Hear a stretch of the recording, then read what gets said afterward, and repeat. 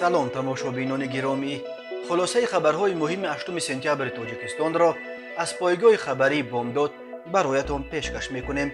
شروع میکنیم از یک نگاه کوتاه به سرخط خبر مهم روز در این برنامه. پرویز غایب نظروف، دوست نزدیک گلبدین زیوبکوف، به 18 سال زندان محکوم شد. گفتیم نماز خوانید، دعا کنید ولی تعلیم دینی ندهید. زبیدالله رازق را باز به شیزو انداختند. 29 سال حکم زندان یک ساکن روستبار دوشنبه برای قصد تجاوز و کشتار دختر نابالغ. دادگاه سینا به بررسی پرونده منتقد تند یتیموف آغاز کرد. در خوجند یک کارمند میلیسیا زن و کودکان همکارش را آتش زده است. کاروان یاریهای تاجیکستان برای پاکستان به راه برآمد. و اکنون تفصیلات خبرها.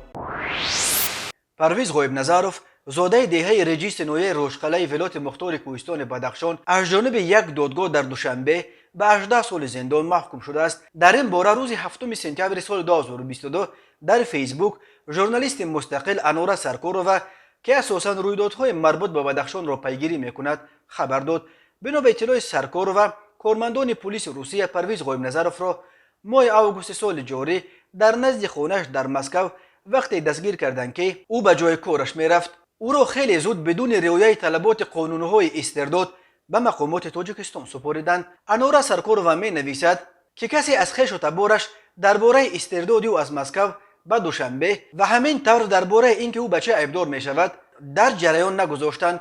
تفتیش پرونده و مرافعه دادگاهی غایب نظروف مثل دهها پرونده های دیگر زادگان بدخشان پشت درهای بسته و بدون اشتراک ادوکات صورت گرفته است. پرویز غایب نظروف از دوستان نزدیک ساکن 29 ساله دهه تفدیم نویه روشقلعه گلبدین زیوبکوف به شمار می رفت. مرگ مرموز این لیدر غیر رسمی و ورزشگر همگی چند ساعت بعد بازداشتش 25 نوامبر سال 2021 باعث بزرگترین موج اعتراضهای سالهای آخر در خوراق گردید. منابع آگاه پایگاه خبری بامداد خبر دادند که پرویز غایب نظروف به اشتراک در قضیه مشهور به گفته مقامات بازداشت خودسرانه و گویا لطکوب و تحقیر یاردمچی دادستان نویه روشقلعه عبدالستار ابیرزاده عیبدار میشد. آن وقت با میانروی رئیس وقت ولایت یادگار فیضوف این قضیه به صورت صلح‌آمیز حل و فصل شد و ابیرزاده را به دیگر جا به کار گذرانیدند. ولی بعدا معلوم شد که مقامات در رابطه با این قضیه با اتهام بازداشت خودسرانه و لطکوب و تحقیر نماینده دولت پرونده گشودند. تفتیش این پرونده با بازداشت و هلاکت زیوبکوف و بحران عمیق منجر شد که در بدخشان بیش از نیم سال ادامه یافت. ماه سال 2022 باشد مقامات تاجیکستان موج نو اعتراضها را در ولایت مختار کوهستان بدخشان با استفاده از نیروهای ویژه مسلح سرکوب کردند. حدود 40 نفر کشته و تقریبا 20 تن از زادگان بدخشان بازداشت شدند. الکی دهها تن از این دستگیر شده ها به سالهای طولانی زندان محکوم شدند. زبیدالله رازق 80 ساله، عضو پیشین ریاست حزب حالا ممنوع نهضت اسلامی را دیگر باره به اتاق جریموی زندان انداختند. حجره جریموی یا شزا جایی است که محبوس را تنها و در شرایط سخت نگاه می‌دارند. مقامات او را به تعلیم غیر قانونی دینی در محبس گناهکار کردند. پیوندانش میگویند این گپ حقیقت ندارد چون که در زندان امکان تعلیم دادن وجود ندارد. یک مسئول زندان شهر وحدت روز 8 سپتامبر سال 2022 گفت زبیدالله رازقوف با جرم ویران کردن نظام محبس 15 روز به اتاق جریموی برده شد. همصحبت ما به ذکر نام ادعا کرد با وجود دعوت‌های به تکرار زبیدالله رازق با استفاده از کتاب‌های مذهبی به تعلیم دینی جوانان ادامه داد. به دامالا احترام داریم، گفتیم مرحمت نماز خوانید، دعا کنید، لیکن در محبس تعلیم دینی غیر قانونی است. باز میشنویم که کار خود را ادامه داده است. دفعه گذشته هم گفته بودیم رعایت نشد. شرح داد نماینده زندان وحدت پسر زبیدالله رازق که در خارج کشور زندگی میکند روز 8 سپتامبر دلیل مقامات را بی‌پایه دانست. حسام الدین زبیدالله باور دارد مقامات محبس بعد اینکه پدرش در نامه از پرزیدنت تاجیکستان بررسی دوباره پروندهش را خواست او را چپ گرفتند. زبیدالله رازق را ماه یول امسال با گناه ویران کردن نظام محبس به حجره جریموی برده بودند. تنها پس از یک هفته و با نظرداشت وضع بد سلامتی و مساعدت اداره امبودسمن یا وکالتدار حقوق انسان تاجیکستان به اتاق مقرری محبس برگردانیدند. نزدیکان آنهایی که برای عضویت در حزب نهضت اسلامی تاجیکستان زندانی هستند همواره از آزار و شکنجه آنها شکایت میکنند. مقامات پیوسته این ادعا را رد میکنند. زبیدالله رازق سال 2015 بازداشت و به 25 سال زندان محکوم شد. مقامات تاجیکستان او و اعضای دیگر حزب نهضت را به دست داشتند در حادثه 4 سپتامبر سال 2015 که آن را آشوب مینامند گناهکار کردند. رهبران حزب در خارجه دست داشتن خود را در حادثه 6 سال پیش رد کرده آن را بهانه از صحنه سیاسی تاجیکستان بیرون انداختن حزب سیاسی پرطرفدار مینامند. دادگاه نویه فردوسی شهر دوشنبه ساکن روستوار پایتخت تاجیکستان ولادیمیر شرستنوف را با جرم قصد تجاوز به ناموس و کشتار بیرحمانه یک دختر نابالغ زیر سن 14 به 29 سال زندان نظامش سنگین محکوم کرد. دادگاه شرستنوف را بر اساس ماده های 32 قسم 3 138 قسم 3 بند ا سوی قصد تجاوز به ناموس نسبت به دختر برعلا به سن 14 سالگی نرسیده و 104 قسم 2 بند و کشتار شخص برعلا نابالغ کودکس جنایتی جمهوری تاجیکستان گناهکار دانست. مرکز مطبوعات دادستانی کل تاجیکستان در شرح این پرونده گفت در رفت تفتیش پیشکی و بررسی سودی معین کرده شده است که شرستنوف ولادیمیر اولهای ماه فوریه سال 2022 با خرسال غایب نظر و مرحبا سال تولدش 2008 شناسایی پیدا نموده بنا به جای زیست نداشتن او را با مادرش موقتا در منزل خود که با والدانش استقامت میکرد جای میکند. سپس او صبح 28 فوریه سال 2022 تخمینا ساعت 08:00 دقیقه 4 عدد شیشه معلول سپیرتی را نوشیده خرسال غایب نظر و را گویا با مقصد به وی کمک رسانیدن با خود به منزل استقامتی شهروند یوسفوف جهانگیر واقع در سروغه نویه فردوسی کوچه قواروف بنای 149 که در آنجا با کارهای تعمیری مشغول بود میبرد. در رفت اجرای کارهای تعمیری باز 2 عدد شیشه سپیرتی را استعمال کرده با مقصد قانع نمودن نفس شهوانی خود تخمینا ساعت 12:00 دقیقه به نزد نابالغ غایب نظر و که در دیگر حجره استراحت میکرد آمده پیشنهاد علاقه جنسی نمودن را میکند. غایب نظر و به او جواب رد میدهد ولی شرستنوف آرام نشده باز 2 عدد سپیرت را نوشیده در حالت مستی با استفاده زوراوری قصد تجاوز به ناموس خرسال غایب نظر را می نماید. بنابر مقابلت زیاد نشان دادن غایب نظر و این عملش را شرستنوف تا به آخر به انجام رسانیدن نتوانسته به غضب آمده غایب نظر را بوغی کرده به قتل میرساند. بعدا لباسهای از تن مرحوم غایب نظر را کشیده با خود گرفته جسد را در زیر کرپچه و پنهان نموده در خانه را محکم کرده به سمت کارخانه سبززارکنی رفته لباسهای مرحوم را در آنجا پرتافته است. خودش باشد دیگر به این منزل نرفته است. وزارت کارهای داخلی تاجیکستان خبر داده بود که جسد غایب نظر را تنها بعد 10 روز پیدا کردند. وقتهای آخر در تاجیکستان خبرها درباره تجاوز به ناموس و قتل نابالغان زیاد به دست می رسد. بنا به آمار وزارت کارهای داخلی در نیمه اول سال 2022 در جمهوری 16 حالت تجاوز به ناموس ثبت شده است. دادگاه نویه سینای شهر دوشنبه در اطلاع رسمیش خبر داد که روز 7 سپتامبر سال 2022 ساعت 14:00 دقیقه در بنای امین دادگاه بررسی پرونده ژورنالیست و پلکونیک مستوی امنیت مولا نظرف محمد سلطان متخلص به محمد سلطان شروع می شود.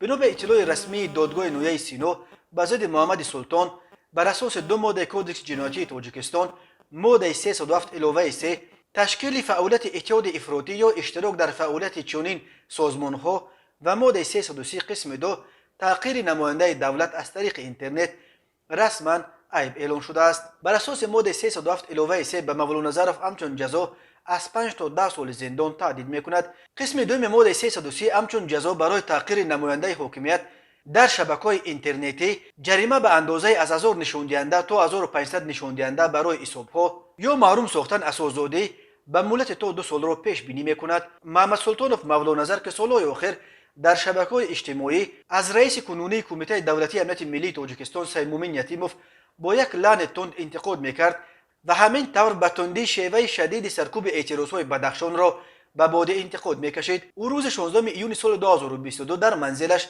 در محله 101 دوشنبه بازداشت شد. به گفته یکی از خویشاوندانش مقامات او را با پای برهنه گرفته بردند و حتی امکان ندادند که پای افضلش را بپوشد. محمد سلطان در سالهای 70 چند سال در نشریه کمسمول تاجیکستان و سپس همان زمان شوروی در کمیته امنیت کار میکرد. در خاطره‌هایش مینوشت که در کمیته نیز بیشتر به مشکلاتی که مقامات امنیتی به سر نمایندگان فرهنگ و هنر و اهل قلم می آوردند سر و کار داشت و حد الامکان کوشش میکرد که حال فرهنگ را از تعقیب کگبه نجات دهد. سالهای آخر محمد سلطان در شبکه‌های اجتماعی بخصوص در فیسبوک خیلی فعال بود و از رهبر قبلی امنیت تاجیکستان جنرال سید امیر ظهوروف ستایش، ولی از رهبر کنونی این ساحه جنرال سیمومین یتیموف برعکس خیلی تند انتقاد میکرد و از جمله سیاست کمیته دولتی امنیت ملی را در عهد یتیموف به سالهای 1937 مانند کرده بود. محمد سلطان امین طور بعد ماه نوامبر سال 2021 از اعتراضگران بدخشان آشکارا پشتیبانی کرد و طلب داشت که عاملان کشتار گلبدین زیوبکوف و دیگر ساکنان بدخشان را پیدا کرده به جوابگری بکشانند. محمد سلطان امین طور سرکوب اعتراضهای ماه مای در بدخشان را نیز با اعلان تند محکوم کرد. هنوز معلوم نیست که آیا بازداشت محمد سلطان به تنقیداش از یتیموف ربط دارد و یا به موقع‌گیری‌هایش در مورد حوادث اخیر بدخشان. تماشابینان عزیز، یادآور می‌شویم خلاصه مهمترین اخبار تاجیکستان را از پایگاه خبری بامداد تماشا دارید. برنامه را ادامه می‌دهیم.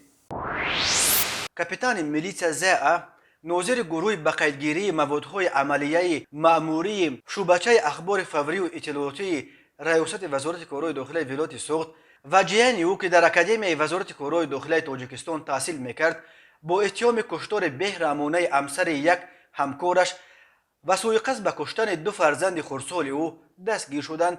بنا به اطلاع دریافتی پایگاه خبری بامداد، زا غالب آزمون‌های کتابخوان بهترین در سالهای 2018 و 2020 شب 5 سپتامبر سال 2022 در پی یک مناقشه در زمینه رشک به سر و روی همسر همکارش بنزین ریخته او را آتش زده است، ولی لحظه چگونه از جای حادثه فرار کردن او و جیانش را دوربین‌های ویدیو کامراهای نظارتی ثبت کردند. منابع از این قضیه آگاه پایگاه خبری بامداد خبر دادند که همسر مایور پاتا زاده نویه واسه و فرزند تاتا یک منصبدار بلندپایه دادستانی کل تاجیکستان از روابط عاشقانه شوهرش با همکارش کاپیتان زا خبر یافته به زا زنگ زده مناقشه کرده است. شب 5 سپتامبر زا جیانش کورسانت اکادمی میلیسیا را همراه خود گرفته برای رزبار به خانه مایور پاتا برده است. خانه مایور در یک بنای استقامتی بلند اوشونه در میکروریون 19 شهر خوجند می باشد.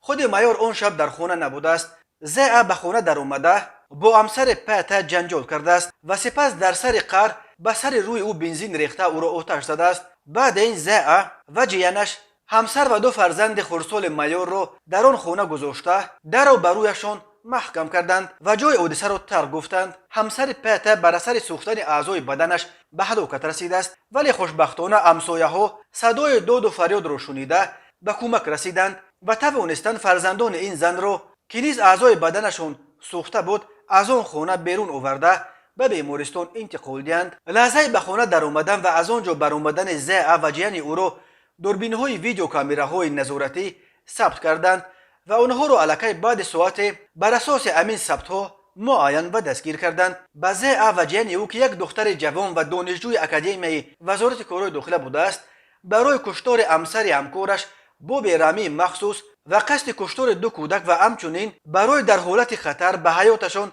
تنها پرتافتن آنها همچون جزا از 15 تا 25 سال زندان و حتی حبس عمرباد تهدید میکند. بنا به اطلاع دریافتی هنگام تحقیق تلفن زا از آن چند نوار همخوابگی او با همکاران دیگرش را نیز پیدا کردند.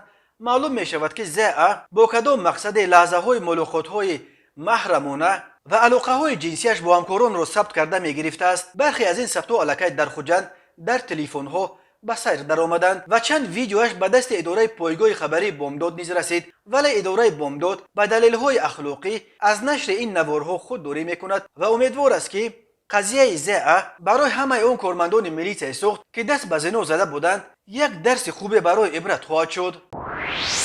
کمیته ایالت‌های فوق‌العاده تاجیکستان در یک گزارش جنبسته با نشر چند عکس از جای حادثه خبر داد که بر اثر صدمه و ترکش ماشین گازکشان در موضع هوشیاری نویه ورزوب که صبح 6 سپتامبر سال 2022 رخ داده بود 2 نفر مسافر آن ماشین و یک زن 56 ساله ساکن نویه شامنصور شهر دوشنبه جان باخته ماشین گازکشان و همچنین یک ماشین سبکرو به کام آتش رفتند. قبلا درباره هلاکت 3 نفر گزارش‌ها به دست رسیده بود. کمیته ایالت‌های فوق‌العاده همچنین خبرها درباره آسیب دیدن 17 سیاحی خارجی را که با یک اتوبوس حرکت داشتند رد کرد و گفت یگان سیاحی خارجی در این حادثه آسیب ندیده است. بنا به گزارش کمیته ایالت‌های فوق‌العاده صبح 6 سپتامبر در کیلومتر 43 400 شورای دوشنبه خوجند صدمه نقلیاتی به قید گرفته شد. به جای حادثه سردار بخش کمیته حالتهای فوق‌العاده و مدافع گرجدانی نزد حکومت جمهوری تاجیکستان در نویه ورزاب دسته تعینات مخصوص گردانیده شده کوفتوکو و نجات کمیته حالتهای فوق‌العاده دیدبانگاه علایده حربی کنونیده شده خدمات دولتی آتش نشانی نویه اسماعیل سامانی شهر دوشنبه حاضر شدند. معلوم گردید که یک ماشین گازکشان متعلق به ساکن 37 ساله دهه 5 نویه 5 که با خط سیر خوجند دوشنبه در حال حرکت بود به دریای ورزاب سرازیر شده است. این ماشین گاز مایع انتقال میداد و برابر به ساحل به دریا برخوردن ترکش به عمل آمد. در نتیجه ترکش راننده ماشین زنده مانده و به بیمارستان رقم 3 شهر دوشنبه انتقال داده شده است. همسفر او در جای حادثه بر اثر جراحات وزنین به هلاکت رسیده است. بنا به گزارش سردار بخش کمیته حالتهای فوق‌العاده در نویه ورزاب فیروز سویونوف یک زن 56 ساله ساکن نویه شامنصور شهر دوشنبه با جراحات وزنین در بیمارستان جان خود را از دست داد. خبرگزاری ها استنادا به منبع‌های گوناگون از هلاکت 3 نفر خبر داده بودند که در اصل همین 2 نفر جان باختند. غیر از این در گزارش‌های مختلف و از جمله در خبر اول سامانه ما نیز اتوبوسی که هنگام ترکش در جای حادثه بود در عکس‌های کنار راه می ایستاد متعلق به شرکت آزیان اکسپرس گفته میشد. طوری رهبران این شرکت به ما در تماس شدند این اتوبوس به شرکت آنها دخلی نداشت. همچنین بعضی از خبرهای نشر شده در مورد آسیب دیدن مسافران این اتوبوس که گردشگران خارجی بودند اساس ندارد. یگان نفر از گردشگران خارجی آسیب ندیده است. در این حادثه همچنین یک ماشین سبکرو تمغه وز 21015 به پرگی سوخته است. خبر بعضی رسانه‌ها و آوازه‌ها درباره آنکه گویا کسی زیر چرخ کدام ماشین مانده باشد اساس ندارد. سبب‌های این صدمه مرگبار معلوم نیست. مقامات حفظ حقوق حادثه را تحقیق و علت‌های آن را معین می‌کنند.